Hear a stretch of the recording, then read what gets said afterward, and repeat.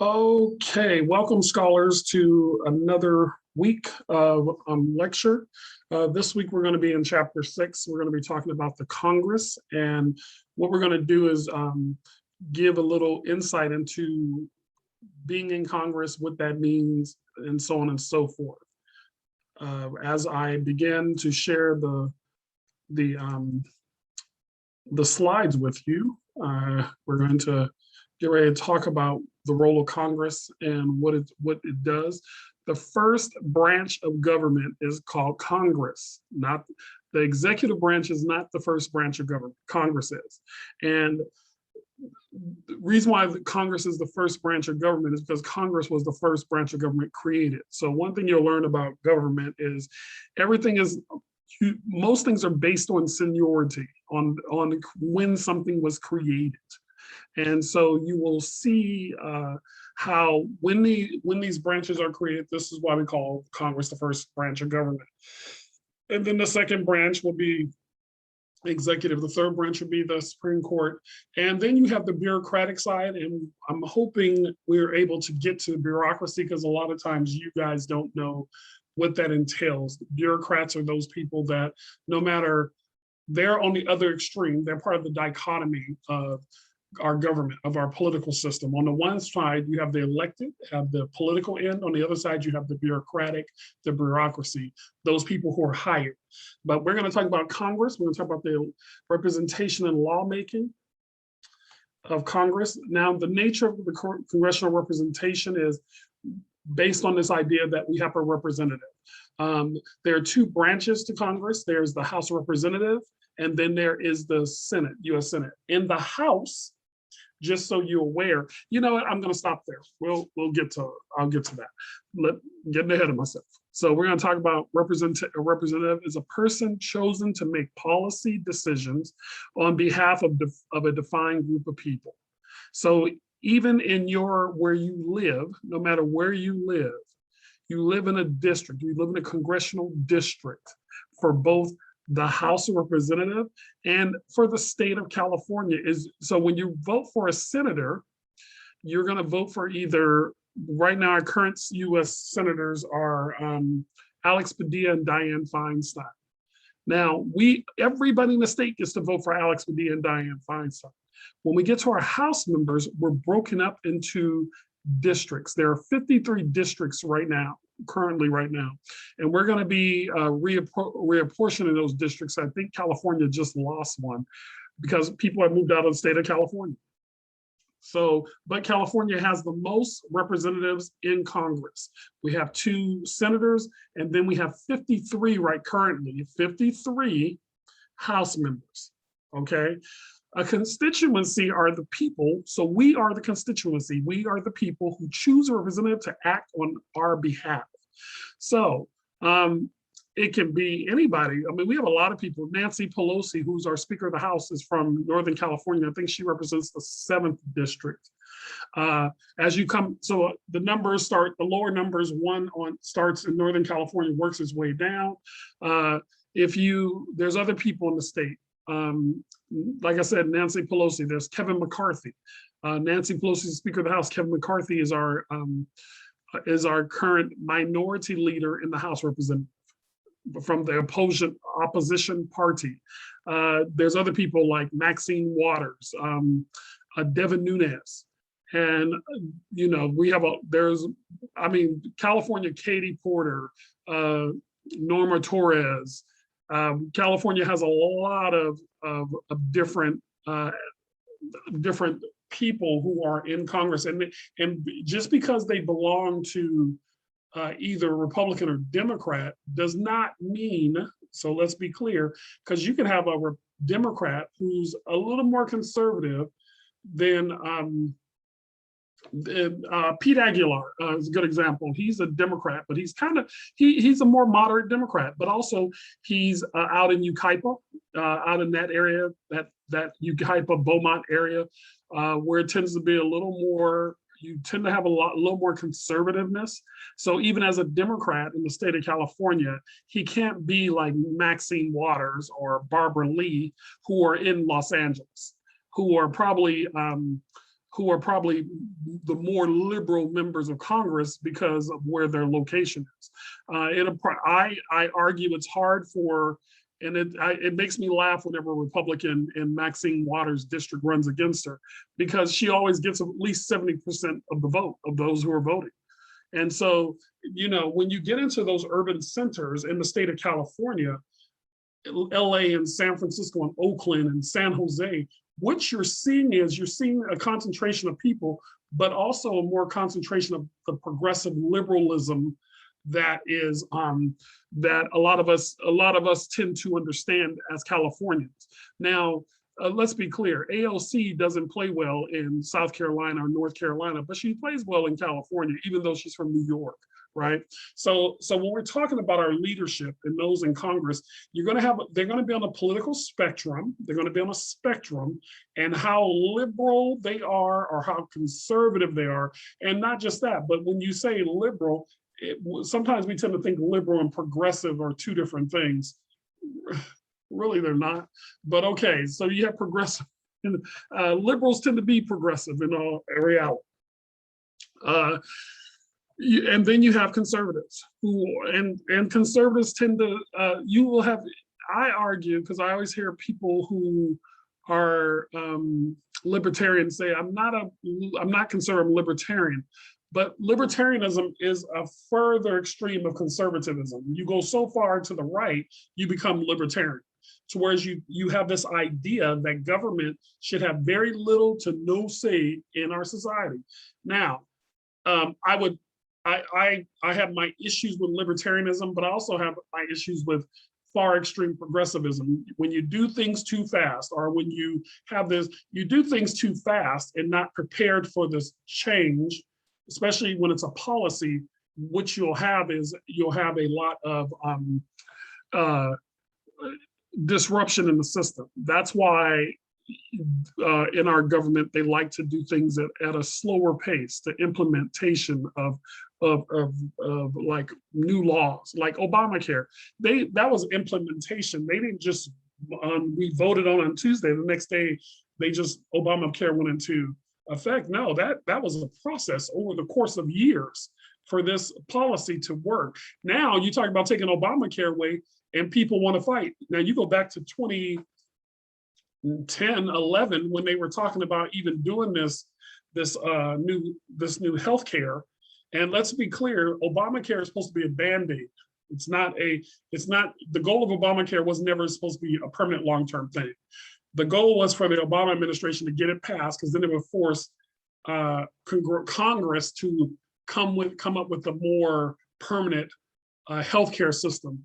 Because some people argue, you have conservatives who will argue that they believe everybody deserves healthcare. So it's not really a liberal, it really is not, because if you try to take Obamacare away in those red states, you will see pushback from the constituents, people who voted, saying, no, don't do that.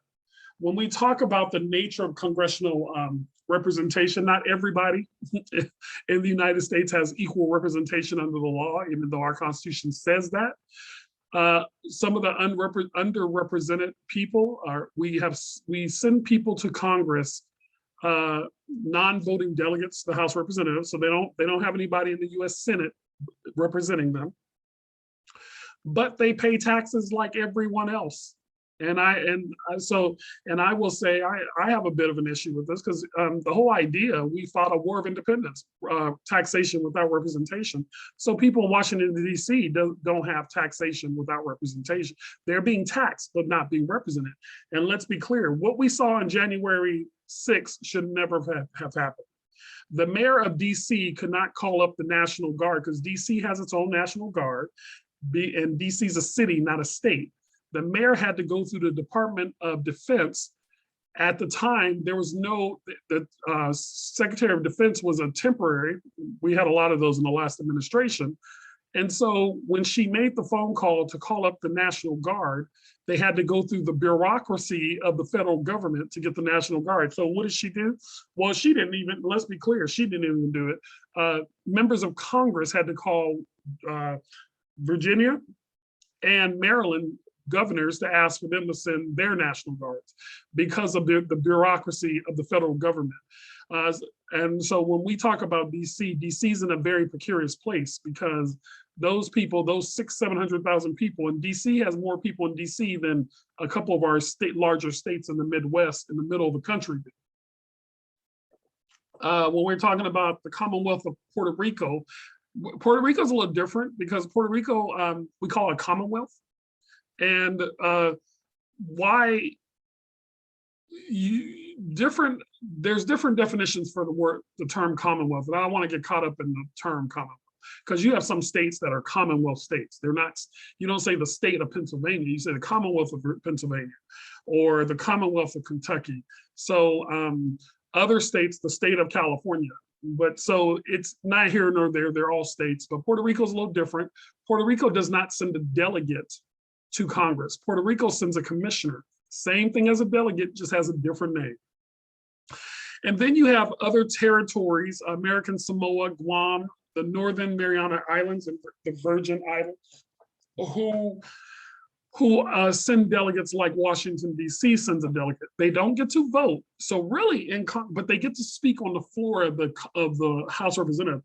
And so let's stop here for a moment and really dissect this. In the House, we say there's 435 members of the House of Representatives. There are 435 voting members in the House of Representatives, okay? And around 1910, the Congress made the number at 435 for voting members. So it would take an act of Congress to change that number. So you just can't, change the number. You gotta, what you end up doing is you reallocate every 10 years with census. So what we end up seeing is these places will send a delegate, they get to speak on the floor, they just don't get to vote. Which, again, they're being taxed, but they're not getting the representation, the voting, so they're underrepresented in the United States. Also, and some people argue because of the underrepresented areas are largely made up of racial ethnic minorities, either Black or brown, some people say that's done by design. Now, look, I'm not gonna sit up here and argue about why Congress is the way it is. It is what it is, and it will take an act of Congress to change and let DC have the right to vote. In fact, the Supreme Court just ruled in favor of DC not being able to be a state. And I have a problem with that because we fought a revolutionary war. That was what the Revolutionary War was about. Everybody being able to have a right to vote. So why do we fight that war? Just want to know, who was it really for? Reapportionment, allocating representation based on population after each census. We just did one. Texas, I think, gained a couple seats. California lost a seat. Like I said, it is now capped at 435. Okay, you do not get to just arbitrarily change it. It will literally take an act of Congress to do those things. Okay, when we talk about redistricting, the process in which each state is divided into geographical regions, each region electing a member of the House of Representatives, and this all works for the House of Representatives. Gerrymandering, when we talk about gerrymandering is a practice which a group, usually a political party, uses redistricting. So and I think I might have a slide coming up. So let me get through that and I'll show you guys a gerrymandered district. Then we have a majority minority district, increasing numbers of racial ethnic minorities in the US House of Representatives since 1992. And in these majority minority districts, basically compose the majority of a minority group of ethnic minorities. And most times they tend to send somebody who looks like them or another minority to Congress to represent them. And look, aesthetics matters. We live in a nation where people tend to identify and tend to have understanding of people who tend to look more like them than not like them. I don't know why that, well, I do know why that is. It's called our socialization. We're socialized to believe a certain thing.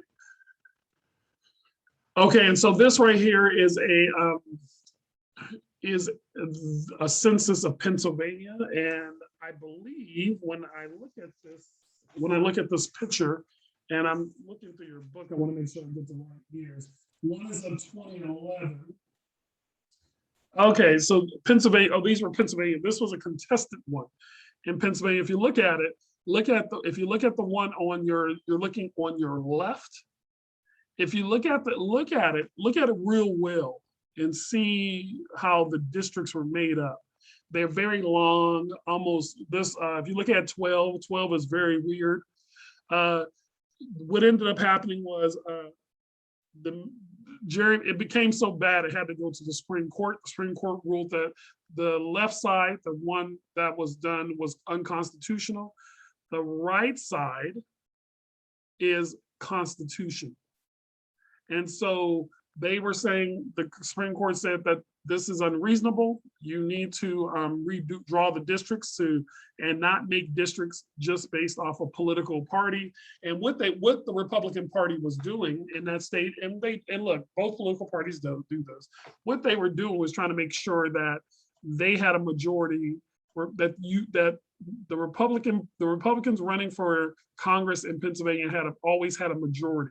What ended up happening, the Supreme Court said you cannot do that. You cannot make districts. So especially when in Pennsylvania, the Democrats were winning by over 1 million more votes. So even though Republicans were sending more people to Congress, Democrats were winning by more votes. Why? Because of Philadelphia and Pittsburgh. You have people, and we also saw this in the 2011 election, no, the 2016 election with Hillary Clinton and Donald Trump. She nationally won by 3 million more votes. In California, she won by 5 million more. If you look at it, but he became president because in the Constitution, it's the Electoral College supersedes the popular vote. So no matter who wins the popular vote, it comes down to the Electoral College. And so in the past few election cycles, Democrats have been boasting, we have more people. We have more people who win elections. We have more people voting for us in our elections. So we're beating Republicans by 2, 3, 4 million votes nationally, more votes nationally, but we're losing the numbers in Congress. And a lot of it has to do with gerrymandering. Look, Republicans are winning state houses. They're winning state legislators, and that's where redistricting is most important. Democrats are busy trying to win national elections. Republicans are winning the state houses and state legislators.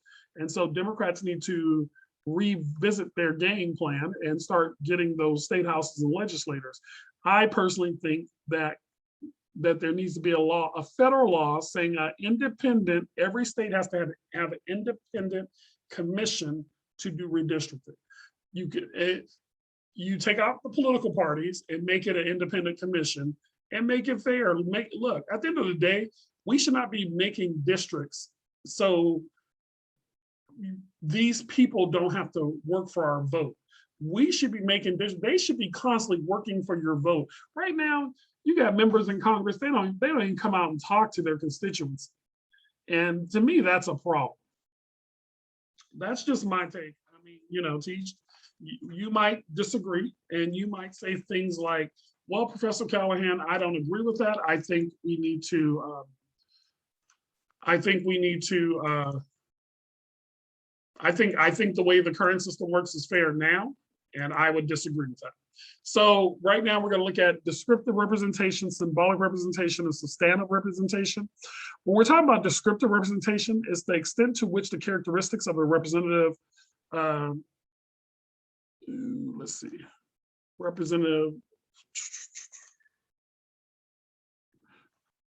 correspond with the general characteristics of their party. So what we're looking at is the characteristics of the representative correspond with the general characteristics. So really what it is it's the person who's running tends to kind of mirror the community in which they represent. So the issues, the policies, it's things that, and I think a lot of times, a lot of us tend to vote for people based off of a couple issues. So we tend to think it's more descriptive. Symbolic representation, the extent to which constituents must trust and accept their representative and legislative institution as a whole. I think that's where most of us are at. We just tend to trust because of those. We tend to think is that descriptive, but I don't think that's what it is. I think it's more of a symbolic. People just hear things, gay rights, abortion, you know, religious freedoms. That's what people tend to vote on. They vote with their heart, not. They vote based on 2 or 3 things, not continue to reading down, which might affect them. Substantive. Oops, sorry, I erased the whole thing. Substantive concerns whether representative advocates policies that benefits the constituents. So when we're talking about the substantive representation, we're talking about that that those we elect, it's they're advocating their policies for the betterment of their communities. And to me, the substantive is a little more deeper, because when you live in community, especially, you know, if you have a multicultural community, and you're only if you're of one race or ethnicity, and you have multiple cultures in your district, it might take, you might need to go out and visit those groups and sit down and talk to those groups and see where they're at and what their issues are. And then what you come back and do is you once you go deep into what people believe in and what their needs are, because I'm a firm believer that you really don't know a community unless you go to their religious institution, period. That's what you need to do. And if you're going to run for office and you're in a community that's multicultural, then you're going to need to go into their religious institutions and have some understanding of what they believe and what are issues that concern them. Not every group has the same issues, right? You know, and issues are going to be based, a lot of times based on finances, on money. Other times based on, in the past couple of years, police brutality was a big deal, especially in communities of color, especially. So, you know, when you go into a Black church, you're going to have to talk about the issues with the police department and the Black community, and also the Hispanic community. You are going to have those. You just can't go and talk about other stuff without talking about that. Yes, you need to talk about education. Those are important to communities of color, just like they are to white community, Asian community, Black and brown community. Education is important. Putting food on the table is important, but also those who are tasked with protecting us is also making sure there's accountability with those who are tasked with protecting us. And not just the police department, the fire department. Look, anything that's government ran should have oversight, even a college institution, even Chaffey College, Ventura College, Crafton Hills College, Cerritos College, regardless of what college it is, there should be some oversight.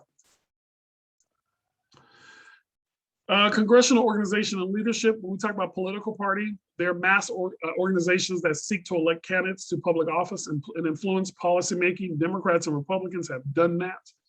Boy, they have made sure that you can probably get elected to Congress and not being a Democrat or Republican, but even Bernie Sanders has to caucus with either the Democrats or the Republicans. So Bernie Sanders is going to align himself up with the party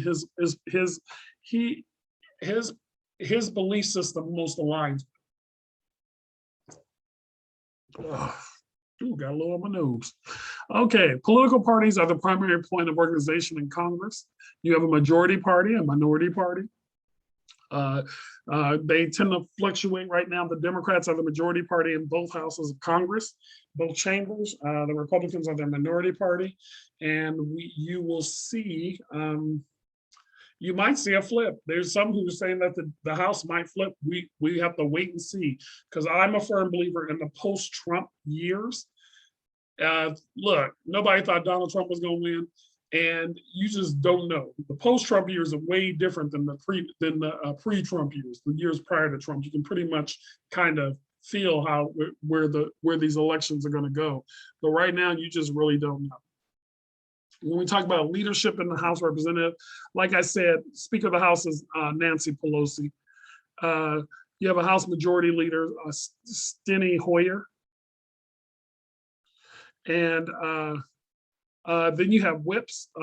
Whips are for both parties that kind of, and the idea of a whip is somebody who whips the rest of the caucus, the group members, back into line and make sure that they work for the Speaker or the House Minority Leader, who is Kevin McCarthy. Then you have leadership in the Senate. You have Senate Majority Leader. Then you have Senate Majority Whip, and then you have Senate Minority Leader and the Senate Minority Whips. And Chuck Schumer is the leader, Majority Leader, and Mitch McConnell is the Minority Leader. And again, these can flip. Members of Congress have a long shelf life. They look, this is a career, and I know for a lot of people they say it shouldn't be, but it is. It just is, and that's the way our system works. These people make this their career, and some people are there for a long, long time. And so when we're talking about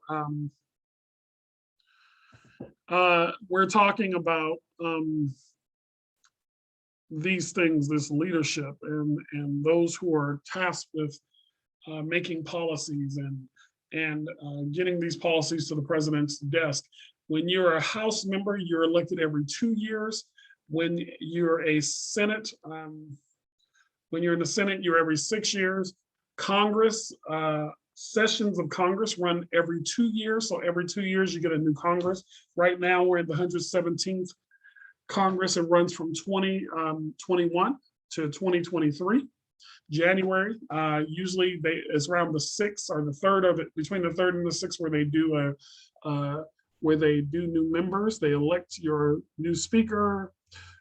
So Nancy Pelosi, Speaker of the House for at least 2 years, and then and you got to understand, people like Nancy Pelosi, Bernie Sanders, Chuck Schumer, Maxine Waters, they're getting older. So it's time they're going to start being the process of turning a lot of the reins over to younger members of Congress as they start to think about retirement.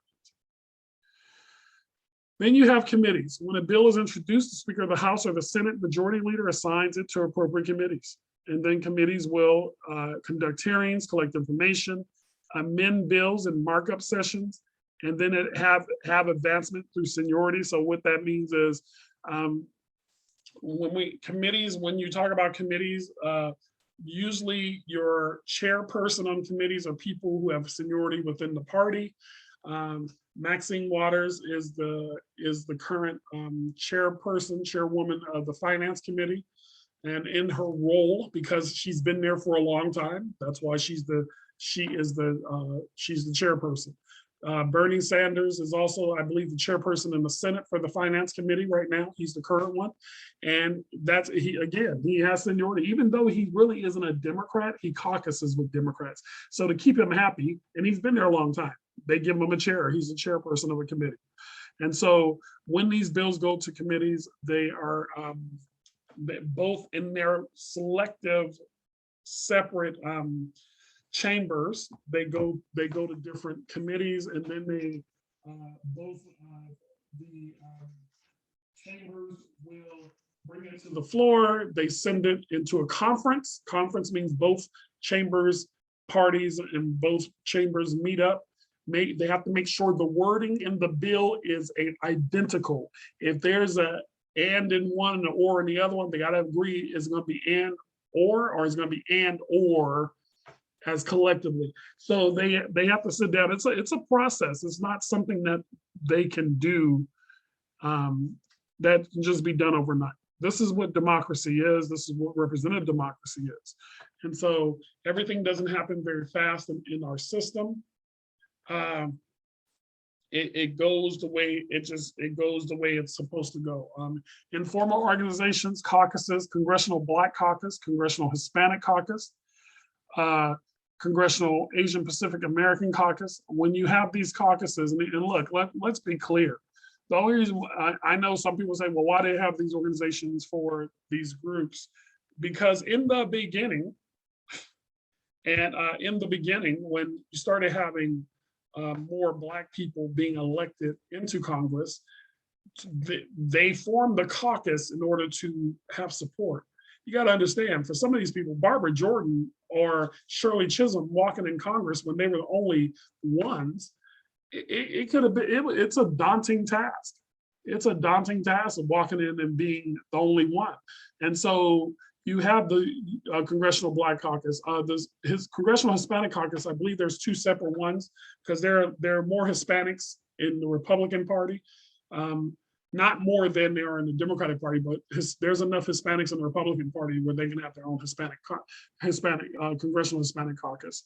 And then you have the Congressional Asian Pacific American Caucus, which has started to grow in recent years. And in your book, and you don't have to worry about evaluating, I was gonna have you guys read it, but a lot of people don't have their book right now. So evaluating equality, should the race or ethnicity of a representative matter? If you have your book, I would like for you just to read that and to get a better understanding.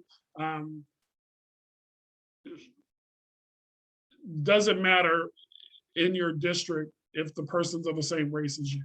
And I mean, it's just something for you to read about. I think it's interesting. It's an interesting read. And so with that, I want to thank you guys. I will be uploading your assignments for the week. And I'll see you next week. Have a great evening, or have a great week, actually. Take care. Bye-bye.